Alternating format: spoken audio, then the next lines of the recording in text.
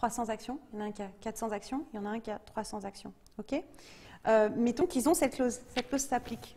Okay, et finalement, ils vont faire une augmentation de capital et qui va résulter à l'émission de 700 nouvelles actions. Donc, il y en aura 700. Donc, il y a 700 actions à distribuer dans cette société. Okay, il y en a déjà 1000.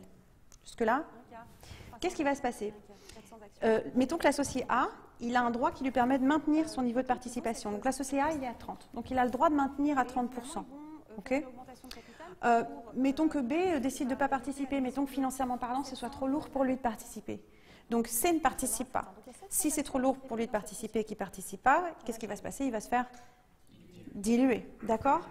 Et donc, B, finalement, va pouvoir souscrire à cette augmentation de capital. Il va se dire, moi, je peux me permettre. Il y a 700 actions nouvelles, je vais en prendre un maximum. D'accord? Donc, il va remettre un ticket. Okay, il va souscrire et il va augmenter sa participation. Donc, B va augmenter sa participation. De facto, A va maintenir. Donc, A va maintenir à 30. D'accord? Finalement, C, il ne va pas souscrire, donc il va se diluer, ce qui revient à dire que B va prendre des actions de C, hein, en pratique. D'accord? Donc, ce qui va se passer, au bout du compte, c'est que A, en fin de course, il aura combien de pourcents? Toujours 30. OK. B, on ne va pas faire le calcul maintenant, puis je n'aime pas de tableau, mais en réalité, B, en bout de course, je vous le dis comme ça, aura 52% de capital post-augmentation, au lieu de 40. Il avait 40, il monte à 52, d'accord? Et C s'est fait diluer, donc C va avoir 18% au lieu des 30%. D'accord? Vous voyez le jeu un petit peu? Voilà, et puis après, il y a toutes sortes de scénarios possibles autour de ça. D'accord? Ok. Donc il y a des vrais calculs à faire.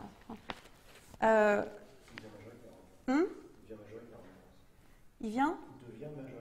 Oui, voilà, il devient majoritaire. Il y a des vrais jeux de pouvoir comme ça en plus. Hein. Et c'est très juste de souligner ça. D'un seul coup, il devient majoritaire et ça peut tout à fait changer les règles à l'intérieur de la société. Hein. Il peut y avoir comme ça un peu des coups de Trafalgar par ce biais-là. Absolument, absolument. Donc ça, c'est... Voilà, il faut en tenir compte. Alors, ce qu'on va faire, c'est que... Donc on est d'accord sur la façon de remplir là, cette clause-là? Ouais. Une question. Est-ce qu'il est possible d'intégrer à l'intérieur, de respecter uniquement les pourcentages d'origine lors de la création de la société? Je reprends l'exemple des 30, 40, 30 des associés ABC. La prochaine fois qu'il y aura une augmentation de capital, on repartira sur les 18%, 52% et 30%. Attends, pardon. Hop, tac, c'est ma faute. Hop. Voilà, on n'entend plus. Ok, vas-y, je t'écoute. À chaque fois qu'il y aura une augmentation de capital, on partira sur les pourcentages qui sont à l'instant de l'augmentation de capital. Est-ce qu'il est possible de mettre une clause dans le contrat, enfin dans le pacte, qui dirait qu'on ne prend que les pourcentages d'origine lors de la création de société, c'est-à-dire qu'on reprend les 30, 40, 30 pour le droit de se mettre à niveau. Donc c'est un apport énorme et il est capable de remonter à 30%. Et non plus de maintenir son 18% après la première augmentation. Alors attends, là tu parles de scénario où on est passé, C est passé à 18%? Oui. Ok. Et une nouvelle augmentation de capital. Nouvelle augmentation de capital. Se maintenir à quoi? 18% ou 30%? Ah oui, ah bah non, mais là... Là c'est... non mais ça tu peux... Ça maintient 18%. Ouais. Dans le pacte, le fait qu'il puisse remonter à 30%. Absolument, tu peux tout imaginer. Tu peux toujours dire que ça n'a pas fonctionné sur une clause, mais en revanche prévoir une autre clause qui dit qu'il y a la possibilité, ce qu'on appelle de se reluer à un autre moment et de souscrire à nouveau. Il faudrait prévoir très précisément. Voilà. Il faudrait prévoir très précisément. Oui, effectivement. Ça, c'est une bonne question. De possibilité de dire, on n'a pas pu participer à cette augmentation de capital, mais on veut se laisser l'opportunité de participer à la suivante et de se reluer, non pas de se maintenir, mais de se reluer pour augmenter. Oui. Ce qui paraît quand même un challenge, hein, concrètement. Enfin,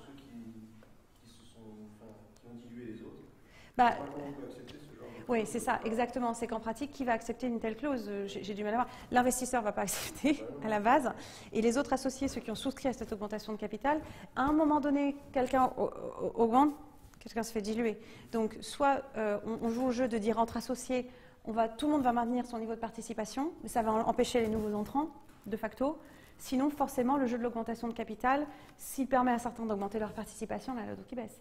Mais c'est le jeu de l'actionnariat, et puis c'est aussi l'intérêt, parfois, de pouvoir faire entrer l'investisseur, même si ça fait baisser sa propre participation. Hein. Donc il y a plusieurs politiques là-dessus, mais tout est une question de calcul, de perspective. Voilà, c'est pas impossible, mais juste en pratique, ouais.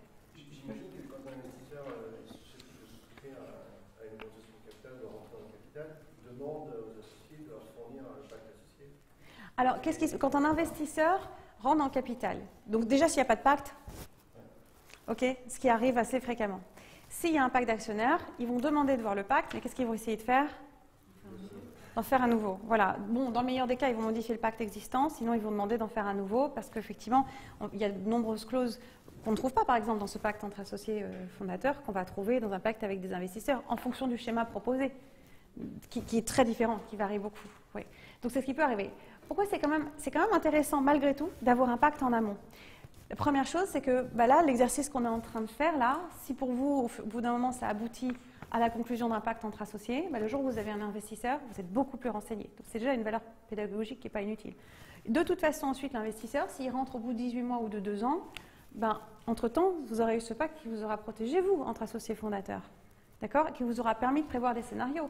Ça vous permet aussi de prévoir l'entrée d'un investisseur de façon beaucoup plus sereine. Parce que vous serez lié entre associés fondateurs à ces clauses-là.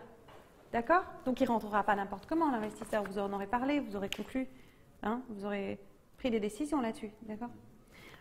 Mais effectivement, même s'il y a un pacte, souvent l'investisseur le renégocie complètement. Quoi. Si jamais on se garde bien, même j'imagine que l'investisseur va poser la question, mais si on se garde bien de dire qu'il y a un pacte d'actionnaires, après. Alors, si on se garde de dire qu'il y a un pacte d'actionnaires parce que le pacte est confidentiel, c'est embêtant parce que les investisseurs, ils font un audit de la société, on remplit des questionnaires, on s'engage à fournir un certain niveau d'information. Et donc, ça obligerait à mentir. Oui, non, mais parce qu'il peut y avoir des investisseurs qui sont un peu naïfs et qui rentrent dans une chose. Ouais, si vous me parlez de scénario, effectivement, de toute façon, il y en a un qui se fait avoir. Bon, oui. Non, mais il peut remettre un investisseur qui se fait avoir, c'est-à-dire vous remplissez les cases disant que vous avez fourni telle et telle information et en fait vous ne les avez pas fournies, peut remettre le schéma en cause et vous rendre responsable. Quelle est la sanction? Alors, ce qui me permet aussi de mentionner quelque chose dans ce mouvement-là. Quelle est la sanction de la non-exécution d'un pacte, par exemple? Est-ce qu'on peut forcer, par exemple, j'ai un dossier où, en ce moment où j'ai deux actionnaires qui se sont fait exclure illégalement d'une société. D'accord? Bon, en l'occurrence, c'était sur une clause des statuts qui était illégale. Mais le scénario, on peut tout à fait l'imaginer exactement le même scénario au sein du pacte. Qu'est-ce qui se passe? Quelle est la sanction? On réintègre? Qu'est-ce qui se passe? Est-ce qu'on réintègre les associés Je ne sais pas trop, mais peut-être qu'on peut les forcer à vendre leur part. Forcer à qui? À ceux qui sont partis. Ceux qui sont partis? Non. Enfin, ceux qui sont partis, celui qui va partir parce qu'il n'a pas respecté doit revendre. Alors, donc là, en l'occurrence, on a deux associés qui se sont fait exclure illégalement de la société. Et vous vous dites que les associés restants... Non, ceux qui sont exclus sont peut-être obligés de vendre leur part au restant. Ils sont déjà exclus. Ah, c'est-à-dire qu'on a vendu leur part. C'est eux les On les a forcés à céder leur part. Donc ils sont exclus. On les a exclus illégalement. Ce qui veut dire qu'en pratique, on leur a forcé à céder leur part. Il y a eu une AG, il y a une assemblée générale. Dans cette assemblée générale, ils ont été exclus. En l'occurrence, pour rentrer dans le détail, si vous voulez, il y a des clauses d'exclusion des associés. Je fais une parenthèse. Il y a des clauses d'exclusion des associés. On peut les trouver dans le statut, on peut le trouver dans le pacte. Assez fréquemment, on les trouve dans les statuts. Très, très attention à ce type de clauses dans les statuts. Plus la liste est subjective, plus vous allez avoir potentiellement des soucis avec cette clause. Par exemple, exclusion d'un associé parce qu'il agit de façon contraire à l'intérêt de la société. Plus vague que ça, c'est limite pas possible. D'accord? Bon. Et qu'est-ce qui se passe dans certaines circonstances? C'est que parfois, quand les statuts ne sont pas rédigés correctement, par exemple, le fait de mettre qu'il peut y avoir un vote en AG, d'accord, et que l'associé dont l'exclusion est anticipée ne participera pas au vote, c'est illégal. Illégal, ça ne fonctionne pas. Juste, il y a un article, code de commerce, ça ne passe pas. Donc, ce qui veut dire que l'associé dont l'exclusion est envisagée doit nécessairement avoir l'opportunité de participer au vote qui va déterminer son exclusion. De facto, si c'est un associé majoritaire, Il ne peut pas se faire exclure. Il ne peut pas se faire exclure, exactement. Il ne peut pas se faire exclure, d'accord? Même si ce n'est pas un associé majoritaire, même si après, le jeu de la majorité fait que, en participant, grâce à sa participation, ça crée un droit de veto, ça ne peut pas fonctionner. Donc on peut peut-être utiliser d'autres moyens. Hein. Du coup, qu'est-ce qu'on peut faire jouer dans le pacte? D'autres clauses, type clause de cession forcée, on en parlera. D'accord? Ça, c'est tout le jeu. OK? Donc, où est-ce que je voulais en venir? Donc... C'est quoi les sanctions possibles? Voilà, exactement, merci. Alors, c'est quoi les sanctions possibles si ce n'est pas respecté? Est-ce qu'on va réintégrer les actionnaires qui ont été exclus? Alors, il y a une expression latine qui parle d'affectio societatis. Affectio societatis, c'est quoi? C'est la volonté de s'associer. Et qu'est-ce qu'on n'a plus dans cette situation? On n'a plus la volonté de s'associer. On n'a plus ce qu'on appelle l'affectio societatis. Est-ce que ce serait raisonnable, d'un point de vue économique, d'envisager ce genre de situation? Non, ce ne serait pas raisonnable. Ce serait bon pour personne. Ce n'est pas bon pour l'économie de façon générale. Réassocier des associés exclus, ça n'est bon pour personne. Donc les tribunaux ne vont pas vouloir envisager ce type de solution. Quelque part, c'est normal. La société va être bloquée d'avoir des associés exclus, réintégrés, etc. Non. En réalité, les sanctions d'une exécution du pacte, ce sont des dommages et intérêts. D'accord? Très, très difficile d'obtenir une exécution forcée sur l'inexécution du pacte. D'accord? Donc, il faut déjà que ce soit bien rédigé. Et puis, sachez que, le cas échéant, la sanction, c'est plutôt celle-là. C'est plutôt le fait d'aller... Pour la société ou pour les personnes qui ont été Ça va généralement, c'est par la société. En l'occurrence, dans ce cas-là, dans le cas dont on vient de parler, c'est par la société. D'accord? Mais après, des dirigeants peuvent eux aussi parfois avoir des sanctions civiles ou pénales en fonction des actions qu'ils ont commises selon leur rôle, par exemple au titre de leur mandat social, faute de gestion. C'est la faute. Après, on dit à nouveau, si c'est mis dans le pacte, on a un problème judiciaire ou quoi, on peut se constituer aussi. Absolument. Absolument, c'est ce qu'on appelle les clauses de bad liver. Bad liver, on va en parler, d'accord? Ok, on va arriver dessus. Ouais. Donc il y a différents jeux comme ça hein, entre associés. Alors très important, il faut que les statuts et le pacte se combinent. Hein. Qu'ils ne soient pas contradictoires, c'est une chose, mais qu'à deux, ils forment un ensemble cohérent, d'accord? Sinon, vous pouvez vous faire avoir sur une clause des deux. Ok. Merci. Je peux peut-être tenter. Alors, on va faire peut-être. Allez, deux. Ou alors deux. Ok. Ah ben voilà. Ok, très bien. Mais après, ce sera. Okay. Alors, ce que je vous propose, c'est de lire l'article 5, droit de sortie. Puis je surveille aussi parce que si effectivement une demi-heure sur chaque clause, on va avoir du mal à aller au bout. Mais c'est normal en fait. Chaque clause, on pourrait l'envisager de beaucoup de façons différentes, dans des contextes différents. Donc voilà. Alors, droit de sortie conjoint proportionnel. Alors, allez-y, lisez chacun un paragraphe, on va en parler. Au cas où un ou plusieurs associés détenant seuls ou ensemble plus de % du capital social de la société, si après le ou les associés cédants envisageraient de procéder à une cession au profit et sauf exercice par un ou plusieurs associés. Au profit de on ne sait pas qui. Ok. Ouais. Voilà. Par un ou plusieurs associés du droit de préemption statutaire et portant donc sur l'intégralité des titres concernés par la cession projetée, le ou les associés cédants s'engagent alors à permettre également aux autres associés, si ces derniers le souhaitent, de céder au titre acquéreur le même pourcentage de titres selon la même procédure et aux mêmes conditions, étant précisé que le nombre de titres à céder par le ou les associés envisageant la cession sera alors réduit à la due concurrence. Merci. Alors là, on s'arrête un peu. La phrase est très longue. Oui, puis tu l'as lu sans respirer. Donc... Alors, au cas où un ou plusieurs associés, détenant seuls ou ensemble plus de tant de % du capital de la société, d'accord? Donc là, on envisage quelle situation? Qu'est-ce qu'on envisage ici? Alors déjà, très bien. Déjà, alors vas-y, explique-moi cette clause. Voilà, explique-la nous. Je sais pas, faut que je relise. Qu'est-ce qui peut expliquer quel est le principe de cette clause? Alors, regardez déjà le titre, droit de sortie conjointe proportionnel. Est-ce qu'on fait de la différence entre un droit de sortie et une obligation de sortie? Ce qu'on appelle le tag-along et le drag-along. Alors déjà, tag-along, c'est la notion de accompagner.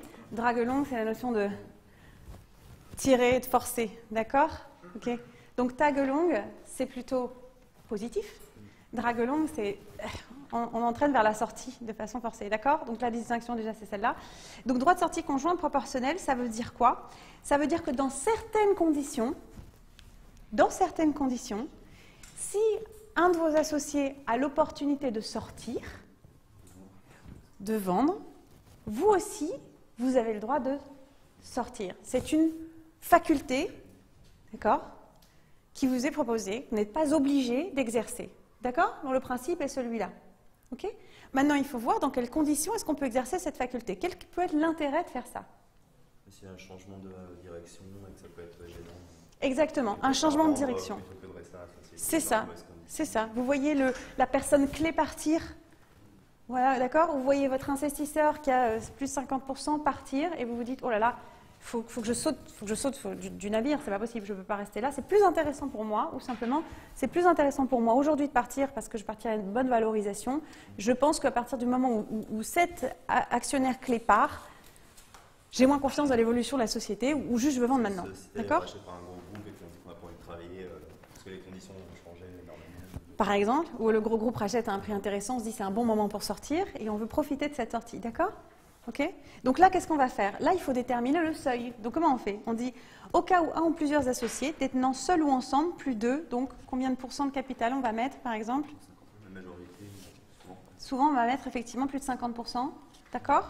Donc au cas où finalement des associés qui détiennent seuls ou ensemble plus de 50% des actions ont une proposition, d'accord? Ils envisagent de procéder à une cession au profit de qui? D'un tiers, ok? Mais on pourrait aussi dire que c'est un autre associé, d'accord? On peut simplement dire aussi que c'est un autre associé. Et portant sur, attention, ici il y a l'intégralité des titres concernés, mais ce n'est pas obligé. On n'est pas obligé, on va dire la simplicité veut qu'on mette l'intégralité des titres concernés. Donc ça veut dire qu'ici on est dans une situation où on a plus de 50% des actions qui sont concernées. Enfin, on a plutôt les associés qui détiennent ensemble plus de 50% du capital social et une offre sur la totalité. D'accord? Et dans ces conditions, ces associés qui cèdent s'engagent à permettre aux autres de céder à l'acquéreur le même pourcentage de titres selon la même procédure, les mêmes conditions. Ok? Est-ce que ça vous paraît à peu près... Non, ça vous paraît clair, pas clair? Si, après moi j'ai une question, c'est ok, on peut sortir du coup conjointement, mais si l'acquéreur il n'a pas envie de récupérer ses... C'est un engagement, voilà, ben, c'est une très bonne question, c'est un engagement qui est pris de la part de celui qui va céder un tiers, de s'assurer que le tiers acquéreur va acquérir ces parts-là. Sinon, le deal tombe. Il y a aussi plusieurs façons de formuler et de préciser cette clause. Ça peut être ce qu'on appelle la sortie en dehors ou en dedans, c'est-à-dire on peut aussi préciser que si, par exemple, il y a 50% des actions qui vont être cédées et un tiers acquéreur veut acquérir 50% des actions, ben, il va acquérir 50% des actions, mais finalement, l'associé A qui voulait vendre 50% de ses actions va être obligé de faire intervenir l'associé B qui lui a 10% de ses actions. Et donc, à eux deux, ils vont vendre les 50%. D'accord?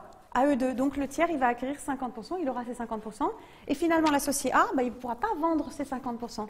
Il vendra 40%, enfin, ouais, il vendra en proportion chacun. Voilà. De leurs apports. D'accord? Ça, c'est à l'intérieur. Ça veut dire que le tiers acquéreur, il va acquérir la participation qu'il souhaitait acquérir. L'autre schéma, c'est de dire le tiers acquéreur, il veut acquérir 50%, d'accord? Mais il doit entraîner l'autre, et donc il doit racheter les actions de l'autre. Et si l'autre a 10%, le tiers acquéreur doit nécessairement acquérir 60% ou rien du tout. D'accord? Plusieurs façons de formuler cette clause. Il faut imaginer tous les schémas là-dessus. Ok? Est-ce qu'il n'y a pas un risque avec une clause de ce style qu'on ait en gros du tout ou rien? Quand on a un investisseur qui vient, dit je veux soit 51% de part de la société, soit rien. Et donc de ne pas trouver de possibilité de sortir de la société à moins d'avoir quelqu'un qui rachète l'intégralité de la société. Parfois, comme une start-up, c'est la somme des gens qui sont à l'intérieur, souvent sont des associés ensemble, de perdre toute la force de travail qui disparaît d'un seul coup et donc de se retrouver avec une coquille. Parce que ici, on est sur un droit de sortie qui est optionnel. Mais après, sinon, on a une autre clause qui s'appelle donc le drag-along, où en fonction d'un seuil déterminé, les associés vont être obligés de vendre. Obligés. Ça répond à votre question, c'est ça? Pas tout à fait? Alors, ça répond oui et non, parce que pour le coup, ça pourrait être aussi un espèce de Trafalgar des dirigeants, enfin les associés de la start-up qui décident du jour au lendemain au lieu d'avoir un investisseur qui va prendre une part, de disparaître parce qu'il utilise le tableau pour vendre 100% de la société et puis vendre une coquille vide. Alors, qu'est-ce qui se passe dans cette situation-là? Donc, il y a des associés qui détiennent plus de 50% du capital. D'accord? Et ils vont vendre à qui? À un tiers? Un tiers acquéreur? Ok. Donc, ils vont vouloir vendre à un tiers acquéreur. Donc là, on n'est pas dans cette situation-là. Là, on est dans une situation où soit les associés décident de partir avec, parce qu'ils exercent leur droit de sortie. Ok? Mais là, votre question, c'est plutôt si les autres veulent rester et ne veulent pas exercer leur droit. Non, c'est qu'on trouve un investisseur qui veut acquérir des parts dans la société. Qui veut en acquérir plus de 50%. On débloque la possibilité de faire un tag along.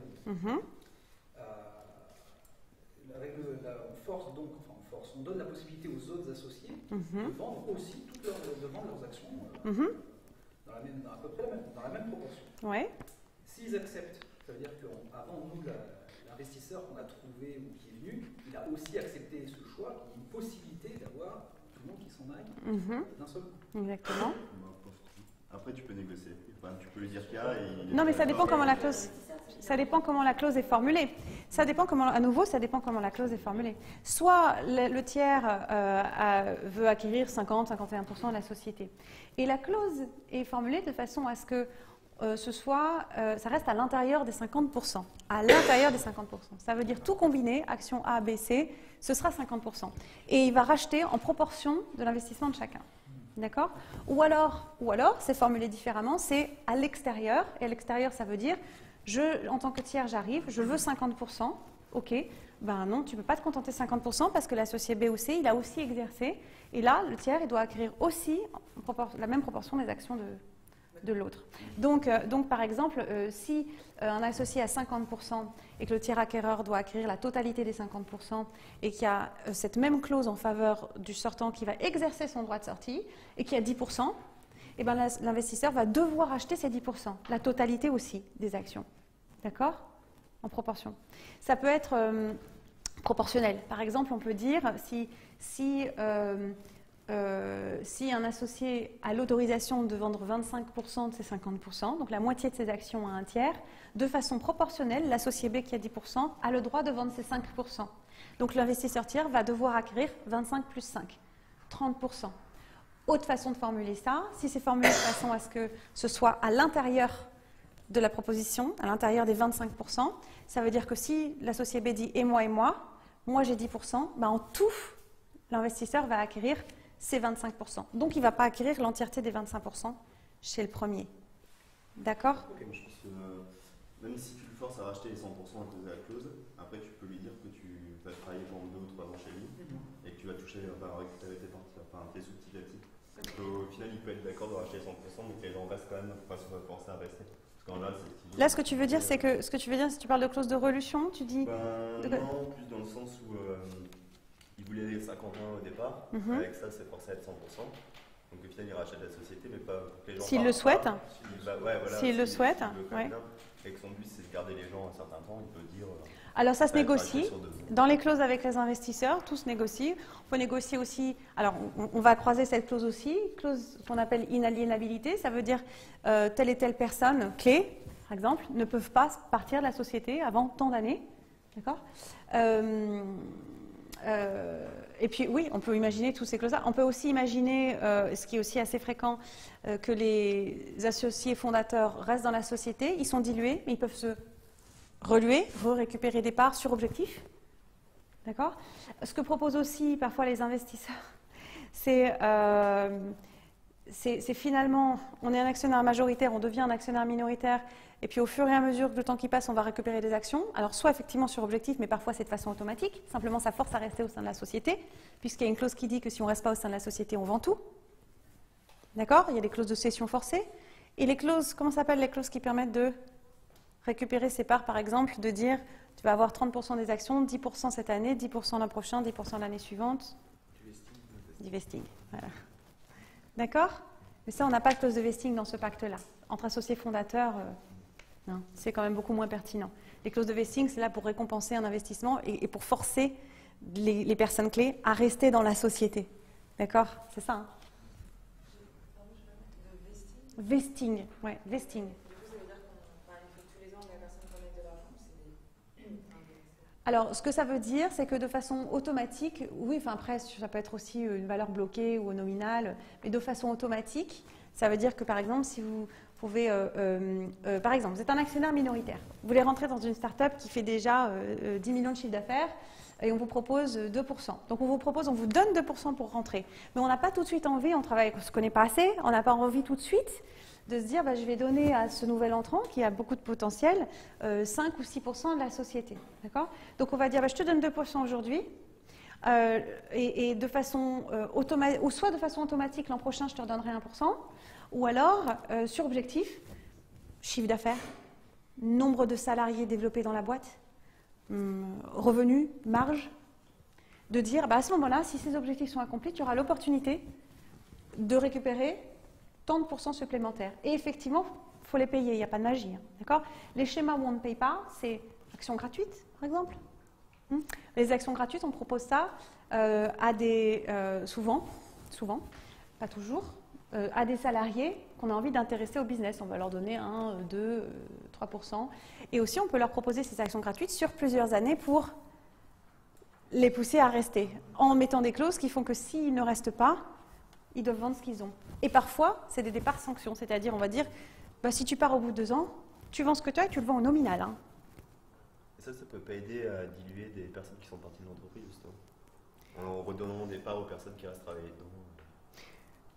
Tu veux dire que d'autres, certains doivent céder leur part? Bah, s'il y a des gens qui travaillent plus dans l'entreprise, comme on redonne des parts à ceux qui travaillent dedans, petit à petit, ça permet de diluer ceux qui sont partis. De permettre de diluer ceux qui sont partis? Bah, puisque les autres, ils partent. En fait, l'idée, c'est que celui qui part est forcé de céder ses parts, de toute façon, et de céder sa participation. Ce qui est assez légitime. Vous avez un CTO qui s'en va de la société, qui est quelques pourcents dans la boîte. Okay, vous devez le faire partir de la boîte et il a 3% dedans. Ça se défend de dire qu'il va devoir céder ses parts parce que vous allez devoir réembaucher un CTO qui va vouloir avoir ses parts. D'accord? Donc ça ne va pas nécessairement. Cette clause au début, qui devait revendre quand il partait. Est-ce que le fait de après rajouter une clause qui redonne des parts aux gens qui sont en bien... Alors rajouter une clause, le pacte peut se... Oui, le pacte peut se renégocier, mais bon, bien sûr, un pacte ça se renégocie. Mais ce qui n'est pas prévu n'est pas prévu. Hein. Après, c'est le jeu de la négociation. Un pacte ça peut évoluer, bien sûr. Mais, ouais. Quand vous dites part gratuite, il y a quelqu'un qui les paye, c'est pas... Oui, il y a bien quelqu'un qui les paye, c'est pas. Du coup, là, dans ce cas, c'est la société. Dans quelle situation? Alors, j'ai un salarié qui arrive et je vais lui donner 1%, ok. Il y a plusieurs solutions. Soit ce salarié va avoir des actions gratuites. C'est un peu une exception à la règle, les actions gratuites. Donc, effectivement, il va les payer à aucun moment, ses parts. Et il peut les avoir tout de suite ou il peut les avoir sur plusieurs années, ok. Ou alors, il peut avoir ce qu'on appelle des BSPCE. Ces BSPCE, en fait, il va devoir les payer. Ça peut s'étaler aussi sur plusieurs années. Et ça lui donne aussi quelque part au sein de la société. D'accord? Il y a aussi un autre système qui s'appelle les BSA. Ça vous dit quelque chose? Non? Les BSA, c'est ce qu'on appelle un bon de souscription d'action. Ça permet de faire quoi, un bon de souscription d'action? Ça permet, en fait, c'est comme mettre... c'est un peu l'idée de mettre juste de dire, je vais acheter un appartement, j'ai mis quelques milliers d'euros pour bloquer, et ensuite on va acheter le bien, le prix est fixe. D'accord? Et si jamais on décide au bout d'une semaine de ne pas acheter le bien, on a perdu son investissement initial, qui représente 10% de la... Voilà, c'est l'apport. Ben là, le BSA, c'est le même principe. On va dire, qu'est-ce que c'est le BSA? C'est dire, aujourd'hui, je suis un petit peu frileux. Et puis, c'est aussi une bonne façon de récompenser. C'est de dire, ben voilà, je voudrais avoir... j'ai pas beaucoup d'argent aujourd'hui, et puis je ne sais pas très bien dans quelle direction la société va, mais j'aimerais bien avoir des actions. Donc, je voudrais bloquer une chance d'avoir une action. Donc, je vais prendre 10 actions. Et je vais payer 10% de leur prix. Ça se discute, hein, mais mettons en moyenne 10%. Donc je vais payer 10% du prix de l'action. Ces 10%, ils sont perdus. Hein. Ils sont perdus dans le sens où, même si on n'exerce pas les actions, c'est fait. Et puis ensuite, on va déterminer les conditions d'exercice. Donc pour l'instant, on ne les a pas, hein, ces actions. On a une chance d'avoir une action. Et on va dire à horizon tant d'années, on va déterminer les modalités, les conditions d'exercice, etc. Et on va dire, à tel moment, on peut exercer les BSA. Ça veut dire les avoir vraiment. Et à ce moment-là, on va payer les 90% restants. Évidemment, on va le faire dans quelles conditions on va le faire? Uniquement si ça se passe bien. Uniquement si la société atteint une valorisation intéressante. Parce qu'on aura bloqué le prix de souscription. Et à ce moment-là, en tant qu'actionnaire, vous allez vous dire « Ah, et si j'exerçais mes actions? Financièrement, aujourd'hui, je peux. Si vous ne pouvez pas, c'est tant pis pour vous, hein, concrètement. Aujourd'hui, je peux le faire. Et je vois bien qu'aujourd'hui, la société a une telle valorisation que je pourrais, par exemple, les souscrire, les revendre demain, faire une plus-value. » Quand je dis les revendre demain, si le pacte le permet. Hein. D'accord? Okay. Donc, il y a ces différentes possibilités. La question, c'était surtout les actions gratuites que je donne en salaire. Ouais. Il y a quelqu'un qui les paye. Elles ne sont pas gratuites. Elles ne sont pas gratuites en termes d'impact fiscal, surtout. Et du coup, c'est vraiment, je veux dire, ouais. il ne faut pas rajouter du coup, dans le capital le montant correspondant à ces actions. Non, c'est vraiment une exception à la règle. C'est un régime, c'est le régime des actions gratuites. Et il y a une limitation à ça. Vous ne pouvez pas donner 100% d'actions gratuites, ça ne fonctionnerait pas. On a jusqu'à 10% d'actions gratuites à attribuer à l'ensemble de ses salariés. Vous n'avez pas le droit d'attribuer, par exemple, plus de 10% d'actions gratuites sur l'ensemble des salariés. D'accord ? Mais vous avez le droit de donner quelques actions gratuites à ces salariés. Et ensuite, vous allez leur donner des modalités d'exercice de ces actions gratuites. Donc, ils vont souscrire à ces actions gratuites. Ça veut dire qu'eux vont payer 0. Et ce que vous pouvez prévoir, c'est vous allez donner par exemple 1%. Okay? Donc vous donnez 1% en 2016 d'actions gratuites. Et vous allez écrire, en 2016 souscrit 1% d'actions gratuites, en 2017 il aura droit à 1% de plus, et en 2018 peut-être 1% de plus. En revanche, si jamais il part entre-temps, il est obligé de céder ses actions gratuites, d'accord ? Et ces actions ont un prix, bien sûr, c'est-à-dire lui il ne les paye pas, mais le jour où il les revend, elles valent la valeur qui a été déterminée, soit la valeur de la société, soit ce qui a été décidé dans le pacte d'actionnaires. Si c'est un départ sanction, ça va être vendu au prix du nominal. La valeur des actions, c'est la valeur qui a été décidée au moment de la signature du pacte. Ça peut être la valeur du nominal, une autre valeur. Mais c'est 1% d'actions gratuites, il est pris aux autres actionnaires ou c'est une augmentation de capital? Vous n'allez pas faire une augmentation de... Et du coup, les 1% des actions, il est bien pris à quelqu'un? Oui, bien sûr, absolument. Par exemple, l'associé, si par exemple, oui, il va être dilué, absolument, il va être dilué. Donc, si jamais il y a un associé fondateur qui a 100% de ses actions et qui va céder 10% à ses salariés, il va être, lui, dilué nécessairement de ses 10%. Donc, lui va perdre de la valeur. C'est sûr qu'en tant que, il n'y a pas de magie, d'accord? Il y a quelqu'un qui va donner des actions gratuitement qui, lui, va perdre de sa valeur, d'accord? C'est lui qui va entrer, il va y avoir un coût à ça. Sans parler même de l'impact fiscal de ces actions. C'est-à-dire que celui qui va récupérer des actions gratuites, pour autant, alors je ne suis pas fiscaliste, hein, mais rien n'est jamais gratuit. Hein.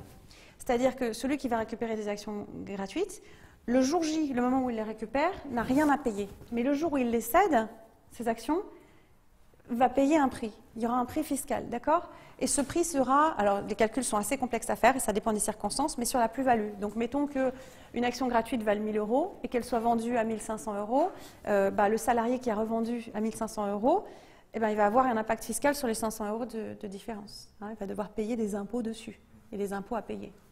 OK? Donc il y a, voilà, il n'y a pas de magie là-dedans. On pourra en reparler si vous voulez. Et ça va se faire à quel moment? C'est pas dans les statuts au départ? Négocier ça sera ça dans le pacte. Hein. Ouais. On ne négocie pas ça dans les statuts. Ouais, ça se négocie dans le pacte. Ouais. Et plus tard, hein, parce qu'au départ, on ne va pas le mettre dans le premier. Alors, dans le premier pacte d'associés, ce qu'on met, c'est une clause qui dit, vous pouvez aller directement regarder. Exactement, exactement. Donc ça, c'est la clause. Alors, attendez, on va la retrouver. Tac. L'article 10. Parfait, exactement. Exactement. Acquiescement à un plan d'intéressement réservé aux salariés de la société. Donc cet article, il reste très général. Il ne prévoit pas du tout les modalités d'exercice pour le moment. Il dit juste, attention, on va le faire dans une perspective de motivation et vous ne vous y opposerez pas. On prévoira un plan. Et ce plan va prévoir les modalités d'exercice, le temps, la durée, etc. D'accord ? Alors, on continue et puis... je ne suis pas sûre qu'on puisse aller jusqu'au bout du pacte. Donc, droit de sortie, le principe est compris. Après, voilà, ça peut être modulé. Hein. Ensuite, et après, on va croiser aussi le drague longue. Voilà, on va essayer d'accélérer un tout petit peu. C'est vrai que ça pourrait... c'est ça, on peut en parler pendant des heures, mais on fera certainement après, pour ceux que ça intéresse, un autre atelier. On peut faire un atelier sur ce sujet-là, par exemple, tout ce qui est BSPCE, action gratuite, si vous voulez intéresser un salarié, on pourrait faire aussi une heure juste sur ce sujet et négocier un pacte dans ce sensla avec des modalités. Pareil, pacte investisseur. Alors, inaliénabilité temporaire, article 6, tu n'as pas lu encore, inaliénabilité. Les dirigeants associés s'interdisent de céder ou de consentir une sûreté ou une garantie pendant une période de 6 mois à compter de la date des présentes. La période d'inhabilité. Oui, c'est pas facile. Toute partie des titres de la société sont respectivement propriétaires à quiconque, en toute ou partie, directement ou indirectement, et selon quelque modalité que ce soit. Sauf en cas de mise en œuvre des dispositions de l'article 40. Alors, ça veut dire quoi? On est obligé de... Ça veut dire quoi? De rester. Sinon, après, on est Ouais. fictif. Ouais. Ça a du sens ou pas cette clause? Hein? De dire que vous êtes une personne clé dans la société et que les personnes clés doivent rester dans la société. Ça, tous les investisseurs vont vous le demander. Hein, de dire, d'accord, j'investis, mais oh, tu restes. Hein. C'est quoi la durée, une durée classique, acceptable? 1 à 2 ans. L'investisseur, il va dire, voilà. Vous allez dire 1 ou 2 ans. L'investisseur, il va dire 3, 4, et puis souvent, on va mettre 2 ans. 2 ans, voilà. 2 ans, c'est parfaitement raisonnable. Hein. D'accord? Comment est-ce qu'on peut moduler cette clause pour que ce ne soit pas trop bloquant? L'atténuer. Atténuer. Voilà, c'est de dire, voilà, exactement. C'est de moduler en disant, ben, on pourrait, à l'issue d'une certaine période, on va quand même pouvoir céder une petite partie des parts. C'est de moduler en fonction du temps passé. De dire, c'est pas juste tout bloqué pendant 2 ans. Vous pouvez avoir un besoin de liquidité. Et de dire, bah, au bout d'1 an, vous avez le droit de quand même céder une petite partie des parts si besoin. D'accord? Ça peut moduler. OK? Parfait. Alors, qu'est-ce qu'on peut faire? Parce qu'on va essayer, ce que je vais essayer de faire, c'est que je pense qu'on va se concentrer uniquement sur les clauses les plus importantes, OK? Qui restent à voir. Vers la fin, il n'y a pas, voilà, pas grand-chose. On va peut-être pas tout faire, mais après, vous pourrez me poser vos questions si vous en avez. Hein. Alors, droit d'entrée. Alors, on va prendre peut-être 2 personnes différentes sur. Alors, hop là, qui va lire. Alors, la première partie, donc le premier paragraphe sur l'article 7, droit d'entraînement, donc le drague longue. On a peut-être moins besoin de lire le reste parce que le reste, c'est vraiment les modalités d'exercice. Hein. Donc, dans l'hypothèse. Dans l'hypothèse où un ou plusieurs.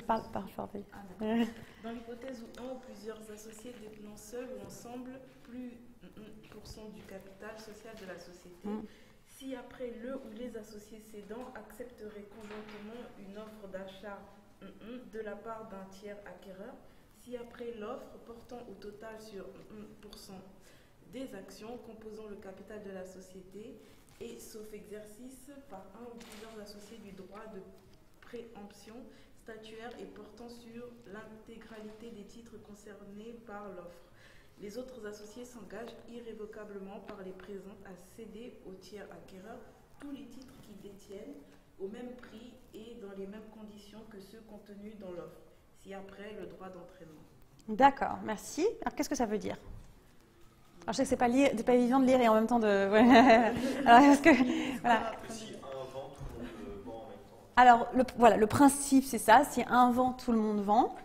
Alors après, il y a des questions de seuil. D'accord? L'idée de la clause, c'est quoi? C'est de dire, pour le coup, c'est plus une option. C'est de dire, dans certaines conditions, on va forcer les actionnaires à sortir. Vous n'aurez pas le choix. OK? Alors ça, c'est très, très important pour les investisseurs. Hein. OK? C'est une clause qui est très, très importante. Vous ne pourrez pas y échapper. Et alors là, on va décider du seuil. OK? Et c'est le seuil qu'on va négocier, hein, pas l'existence de la clause hein, avec les investisseurs. Donc dans l'hypothèse, mais même on le trouve aussi entre associés fondateurs, ça a du sens. Hein. Il faut pouvoir sortir dans certaines conditions. D'accord ? Mais il faut voir quel est l'intérêt de l'associé fondateur versus l'intérêt de l'investisseur. Donc là, dans l'hypothèse où un ou plusieurs associés, détenant seuls ou ensemble, alors donnez-moi un seuil. 60. Alors 60, donnez-moi un autre seuil.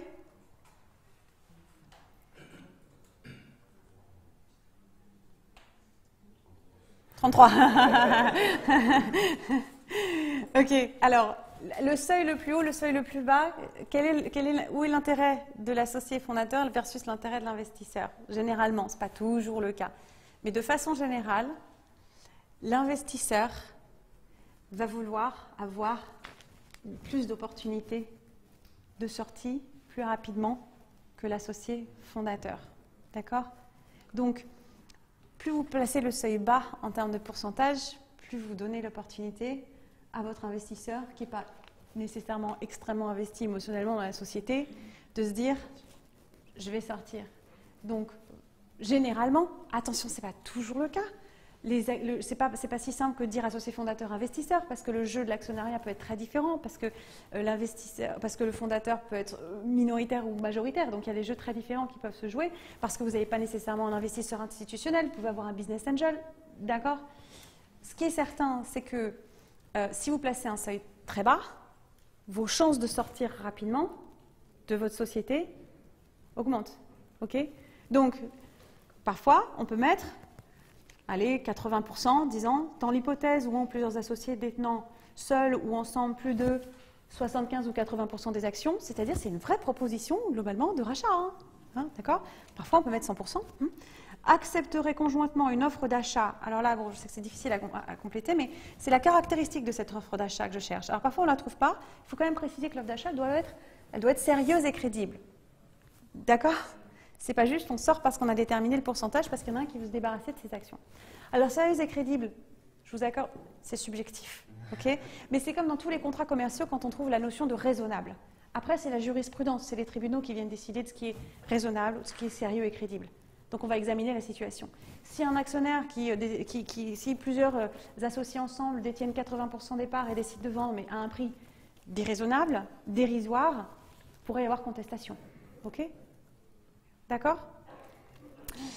Portant au total sur tant de pourcents des actions. Ça veut dire que l'offre, ça veut dire qu'il y a 80%, mettons, 80% des associés qui acceptent une offre portant sur 100% des actions. Bah, les 20% restants qui ne sont pas d'accord sont obligés d'accepter. D'accord? Ok?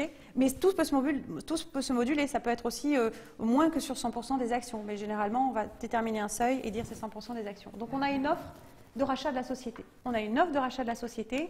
Quel est le jeu de la majorité qui va pouvoir décider qu'on sort de la société? Ok? Ça, c'est le drag along. Et souvent, les investisseurs décident d'avoir un seuil assez bas pour pouvoir faire ce drag along. Souvent, d'investisseurs un peu institutionnels, à horizon 5 à 7 ans, ils veulent sortir. Business angel, parfois, sont prêts à rester plus dans l'aventure. Il y a un investissement un peu... Voilà, d'accord? Mais bon, c'est extrêmement variable, quoi. Okay. Alors, on peut aussi préciser sur ce type de clause que le prix payé ne doit pas être inférieur à un certain montant, si vous voulez préciser, plus que la notion de offre d'achat sérieuse et crédible. Hein. On peut tout à fait préciser que ce sera une offre calée sur les prix du marché, sur des situations similaires. Ou... Absolument. On peut tout de suite intégrer des formules à l'intérieur, hein, d'accord, de calcul. On peut aussi tout à fait dire que l'acquéreur des actions, oui, on peut prévoir des tas de scénarios. On peut prévoir que l'acquéreur des actions n'est pas une société ou une personne qui est liée aux associés sortants. Ce serait peut-être un peu facile, vous voyez, ce serait peut-être des possibilités de sortie facile. Donc de dire, attention, l'acquéreur des actions, c'est pas n'importe qui, c'est un vrai tiers. Ok? D'accord. Cession forcée, alors bad lever, ok? Ce que je vous propose, c'est voyons ensemble ce qui nous reste à faire, ce qui est le plus intéressant. Faisons bad lever. L'acquiescement en plan d'intéressement, c'est une clause classique. Et faisons, si vous voulez, l'engagement de non-concurrence. D'accord? On fait encore ces deux-là, c'est vraiment les plus importantes. On aurait pu éventuellement, enfin, c'est pas les plus importantes, mais c'est celles que j'ai aujourd'hui plus envie de faire avec vous, parce que je pense qu'elles sont un peu... peut-être moins évidente à comprendre que d'autres. Et peut-être la promesse de vente des dirigeants, si ça vous va. On fait encore ces trois clauses, c'est bon? Ouais? Ok. Ok. On ne sera pas 1 heure. 1 heure et demie. Alors, session forcée, bad lever. Alors, vas-y. La session forcée. Hormis pendant un délai de X mois à compter de la signature du pacte, s'agissant des dirigeants, auquel cas le dirigeant défaillant se verrait alors appliquer la promesse de cession objet de l'article 15 ci-après, et au cas où l'une des parties viendrait à violer de façon avérée les engagements suivants, la partie concernée s'engage irrévocablement à céder la totalité des titres qu'elle détient dans le capital de la société aux autres associés, au prorata de leur participation dans le capital social de la société. D'accord, merci. Comment est-ce que vous voulez compléter cette clause? Alors, qui peut expliquer le principe déjà de la clause? Ça veut dire quoi? Place un engagement, et si jamais cet engagement-là est violé par plusieurs associés, à ce moment-là, en fait, on le force à sortir. En fait, Exactement, on le force à sortir de la société. C'est un bad leaver. Donc, il va partir dans de mauvaises conditions. C'est un départ sanction. D'accord? Alors, quels sont les cas? Alors déjà, on dit hormis pendant un délai de... Alors là, ça dépend de l'inaliénabilité. D'accord?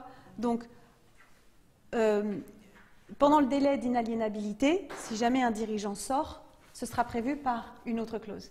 Donc, pendant ce délai-là, donc mettons que le délai a été décidé de 2 ans, si le dirigeant sort, une autre clause viendra s'appliquer. Normalement, il n'est pas censé sortir pendant cette période-là. OK?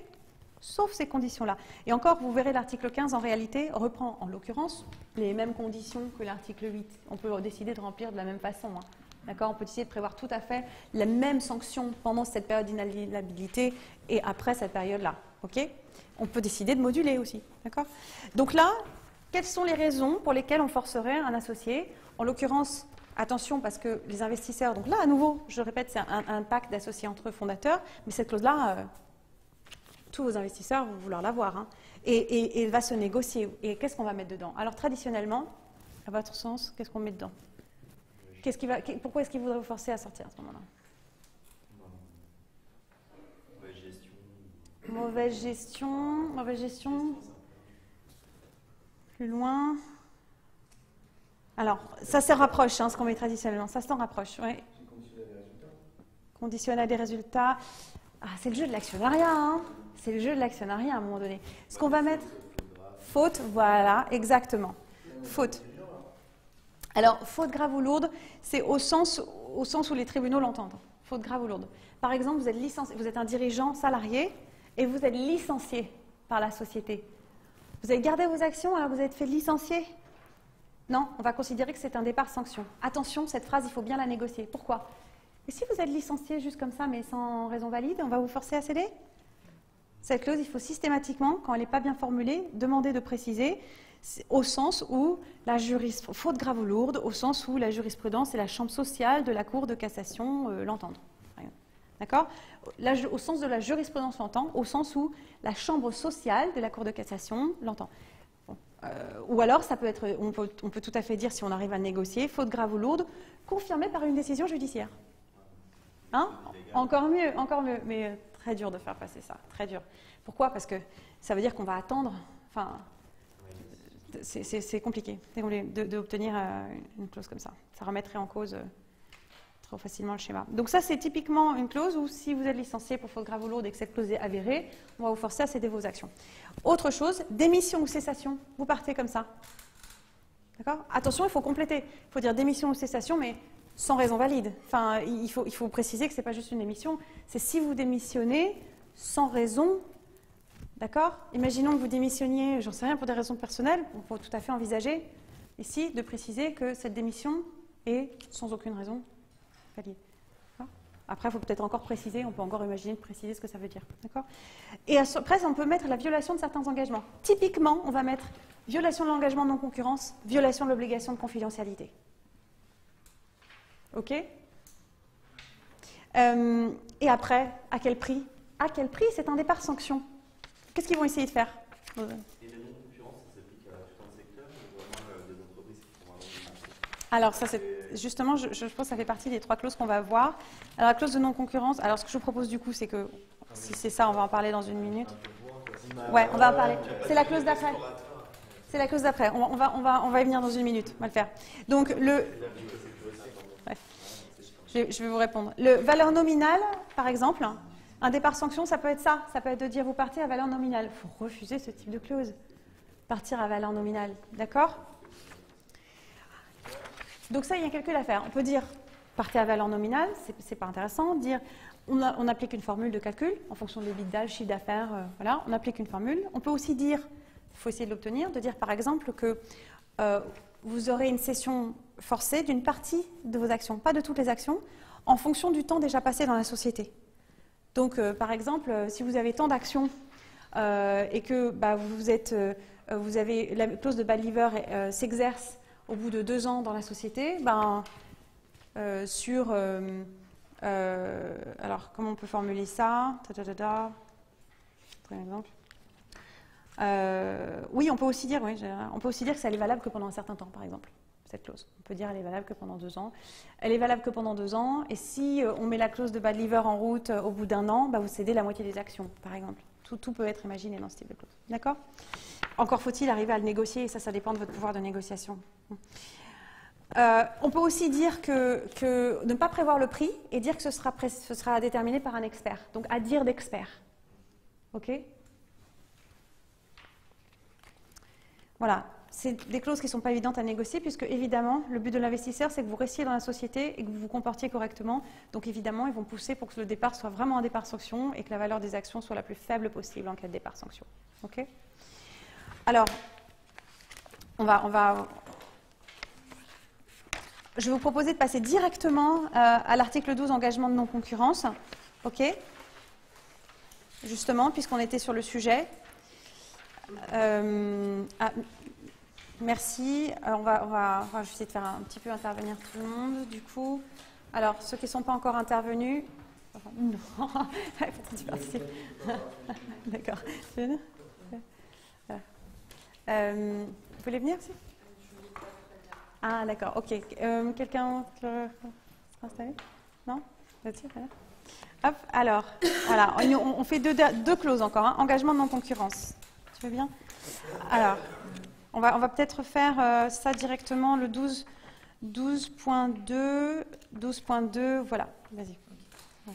Chaque associé s'engage, chacun pour ce qui le concerne, pendant toute la durée du pacte, ainsi que pendant une durée de 24 mois à compter du plus tardif entre la date de cessation de leur fonction, émission, et la date à laquelle les uns ou les autres auront cédé la totalité des titres qu'ils détiennent dans le capital de la société.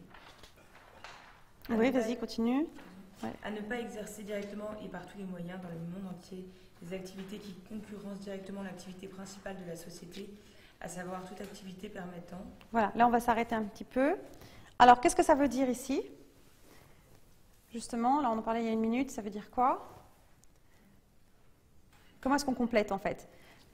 Chaque associé s'engage, d'accord, pendant la durée du pacte, ainsi que pendant une durée de, globalement, 24 mois après, à ne pas faire de concurrence.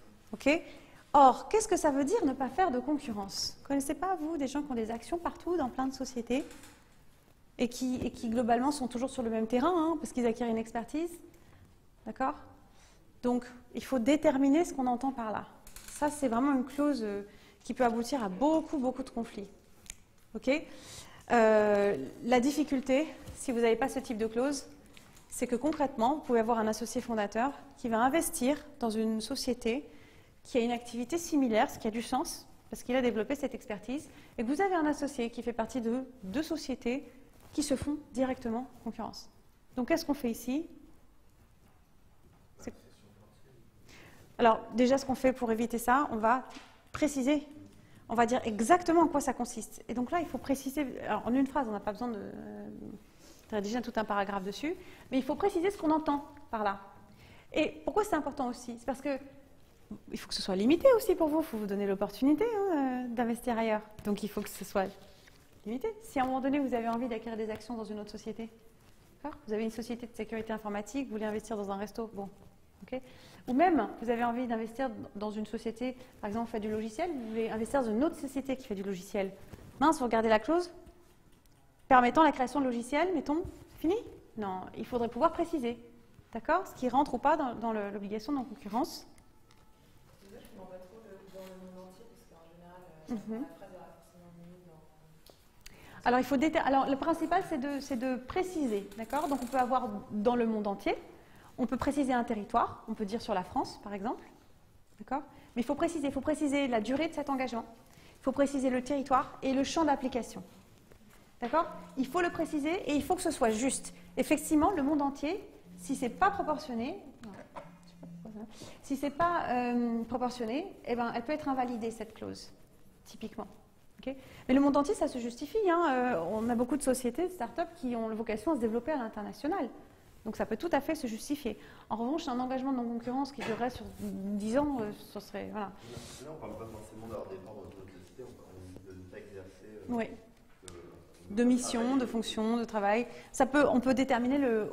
Ouais, c'est très juste. C'est un bloquant pour quelqu'un qui parle d'une société, qui ne départ, qui aurait pu travailler dans d'autres secteurs. Eh ben, ça, en dehors des pactes, on les trouve où, les clauses de non-concurrence? Dans les contrats de travail. Et oui, c'est bloquant pour tout le monde. Heureusement, les clauses de non-concurrence, elles sont rémunérées. Ouais. D'accord? Et on peut libérer un salarié ou un associé de son obligation de non-concurrence. Alors, comment dire, la rémunération, la clause de non-concurrence dans un pacte actionnaire pour un associé, c'est assez controversé. C'est assez flou. La jurisprudence fait que, en tout cas pour un salarié, clairement, et parfois dans les conventions collectives applicables aux salariés, c'est précisé, il faut que ce soit rémunéré. Parfois même les conventions collectives applicables précisent quel est le seuil. Globalement, entre 33 et 50% du salaire tous les mois pendant la durée de la clause. Ça coûte cher, une clause de non-concurrence. Mais c'est normal, on est dans un pays de non-concurrence et il faut rémunérer le salarié qui va être empêché d'aller travailler sur le même secteur.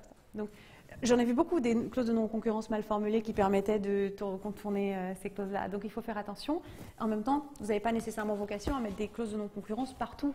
Il y a des salariés, votre expert comptable, peut-être, si c'est un salarié, vous n'avez peut-être pas besoin de lui imposer une clause de non-concurrence. Hein. Ça dépend complètement de son rôle dans la société. Pareil en tant qu'associé. En revanche, ça c'est classique de le trouver, il faut faire très attention à ça. Et alors, c'est ça, là, justement, tu disais, c'était participer. Ça peut être aussi détenir les actions. Alors là, on va détenir, le troisième point, c'est ne pas détenir directement des participations dans les sociétés, exception faite des participations à caractère strictement patrimonial de moins de 5%. D'accord? Un peu sévère quand même. Hein. D'accord? Ok.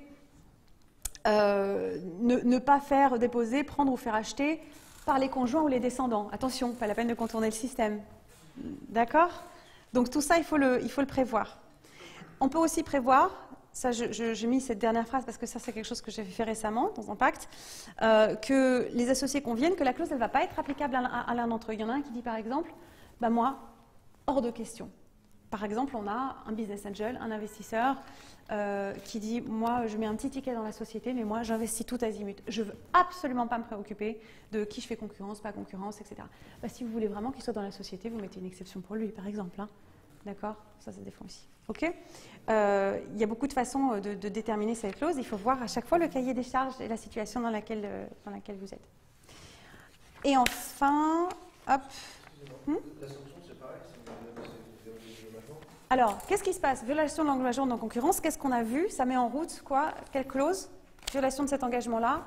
Clause de bad liver. Voilà, exactement. Ça met en route la clause de bad liver. Si on viole cet engagement. Mais après, la difficulté, c'est de le prouver, la violation de cet engagement. Moi, j'ai eu un cas récemment où un client m'appelle et me dit ben, on est en train de m'accuser de la violation de l'engagement non concurrence. Voici la clause qui n'était pas déterminée de façon très très précise parce que j'ai investi dans une autre société sur un terrain qui n'est pas identique. Certes, c'est sur le même marché. C'était un peu recherche et développement, domaine de l'audition, voilà. Mais en fait, on ne vise pas du tout le même marché, on n'est pas des concurrents. Il y en a un qui est du B2B, l'autre qui est du B2C.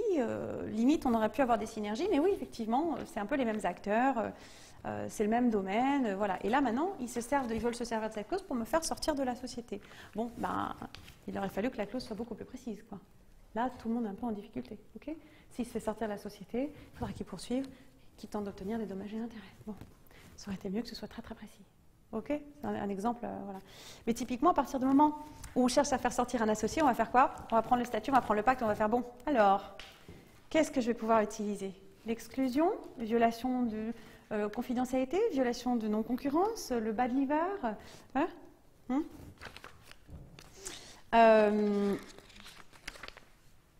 Hop. Par exemple, il y avait un cas, il y a une jurisprudence où ils ont réussi, à la Cour d'appel de Paris, ils ont réussi à faire sortir un associé. Pourquoi? Parce que la détention des actions était conditionnée au fait d'avoir une mission de salarié. Dès que quelqu'un n'était plus salarié, il devait sortir de la société. OK? D'accord? Et comment ils ont réussi à le faire sortir? En faisant invalider le contrat de travail, parce qu'il y avait quelque chose d'illégal dans ce contrat de travail, ou plus précisément, pour rentrer plus dans le détail, la rémunération avait été, en assemblée générale, la rémunération n'avait pas été correctement validée. Conséquence, contrat de travail invalidé. Conséquence, exclusion de la société. Je vous la fais courte. OK? Voilà. Voilà. Et effectivement, ça a été validé par la Cour d'appel. L'exclusion était justifiée. Parce qu'effectivement, l'enchaînement était bon. L'AG n'avait pas correctement décidé de la rémunération. D'un point de vue légal, ça invalidait le contrat de travail, donc ça le faisait sortir. Puisque la détention des actions était conditionnée à la détention du contrat de travail. Okay. Voilà, on fait une dernière clause. On fait l'article 15, promesse de vente des dirigeants. Et vous allez voir, en fait, on va retomber, promesse de vente des dirigeants, on va retomber sur les départs fautifs. Alors, les dirigeants s'engagent à exercer leurs fonctions et ou mandats au sein de la société au moins pendant une durée de 24 mois. Voilà, donc ça on l'a vu. Compté de la signature du présent pacte. Aussi, en cas de départ fautif, si après le départ fautif, à savoir... Voilà, liste est terminée. Chacun des dirigeants promet irrévocablement de céder tout ou partie des actions qu'il détient dans le capital de la société aux associés restants qui en feraient la demande et à due concurrence de leur détention dans le capital social de la société, si après les bénéficiaires, et ce, pour un prix forfaitaire correspondant à... Calcul à faire, voilà. De sorte qu'à l'issue de son départ fautif, le dirigeant concerné puisse ne conserver... Que, voilà, on va s'arrêter ici, merci. Et ça veut dire quoi? Ça, concrètement, ça ressemble au bad leaver, simplement, c'est ce qui est applicable pendant la période d'inaliénabilité temporaire. On peut mettre exactement les mêmes conditions de départ. C'est-à-dire, on peut dire en cas de départ fautif, à savoir, et on peut reprendre la liste de l'autre article, démission des fonctions, révocation, licenciement, faute grave ou lourde, violation des engagements de non-concurrence, confidentialité, ou alors on peut faire une liste différente. OK? Et à ce moment-là, qu'est-ce qui se passe? Si, pendant cette période d'inaliénabilité, il y a les fautes déterminées qui ont été réalisées, là aussi, on peut déterminer quelle va être le prix de départ. Et à nouveau, on peut décider, on peut faire un calcul différent, valeur nominale, etc. Et ensuite, on peut décider que le dirigeant puisse quand même conserver une partie de ses parts. Okay, et on peut le déterminer en fonction du nombre de mois pendant lequel il aura exercé son mandat, par exemple. Okay, donc ça, on retombe un peu sur l'article 8 départ fautif. D'accord? On va s'arrêter ici pour aujourd'hui, en tout cas. Si vous avez des questions en relisant le pacte, vous me direz. Ce que je vous propose, c'est pour ceux que ça intéresse, on pourra se refaire une autre session à un autre moment, un autre atelier.